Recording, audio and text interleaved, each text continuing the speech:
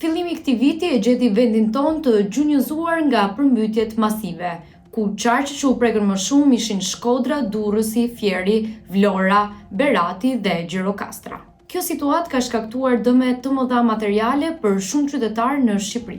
Ditë pas dite raportohej për përmbytje masive, baltë dhe gur që vërshonin në shtëpitë e qytetarëve shqiptar, ndërsa politikanët vijonin akuzat ndaj njëri tjetrit. Nga njëra anë ishte qeveria, e cila u gjete pa përgatitur përballë kësaj situate, e nga ana tjetër ishte Partia Demokratike, e cila akuzoi qeverinë për neglizhencë dhe vjedhje fondesh. Në mes të kësaj situate nuk munguan as deklaratat e kreut të shtetit Edi Rama, i cili tha se vetëm në Shqipëri opozita fajson qeverinë për situatat e krijuara, ndërsa të njëjtën situatë po e kalojnë edhe vendet fqinj. Ndërsa herën e dytë reagoi duke thënë se situata e krijuar është për shkak të papërgjegjshmërisë së qytetarëve, pasi sipas tij kanalet janë bllokuar nga mbeturinat. Ndërsa të premten, Edi Rama zhvilloi një mbledhje me ministrat e tij.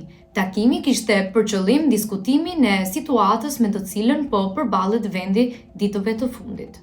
Teksa vendi po përballet me një situatë të keqe, Rama urdhëroi të gjithë ministrat dhe deputetët që të dalin në terren dhe të qëndrojnë afër qytetarëve. Sipas tij dhe Partisë Socialiste, fajin për këtë situatë e ka dhe qeverisja e kaluar, Partia Demokratike, e cila sipas tyre nuk ka bërë investimet e duhura kohë më parë. Ndërsa nga ana tjetër, kreu i opozitës Sali Berisha i bëri thirrje qeverisë që të shpallë menjëherë gjendjen e jashtëzakonshme për t'u ardhur në ndihmë mira familjeve që u prekën nga kjo situatë. Berisha akuzoi Edi Ramën se po tallet me këtë gjendje duke qëndruar indiferent. Ndërsa politikanët po akuzojnë njëri tjetrin ditaditës, mira qytetarë po përballen me vështirësi të mëdha nga situata e krijuar. Kjo ishte edhe përmbledhja e javës. Për lajme të përditshme, na ndiqni në Zëri Pikal.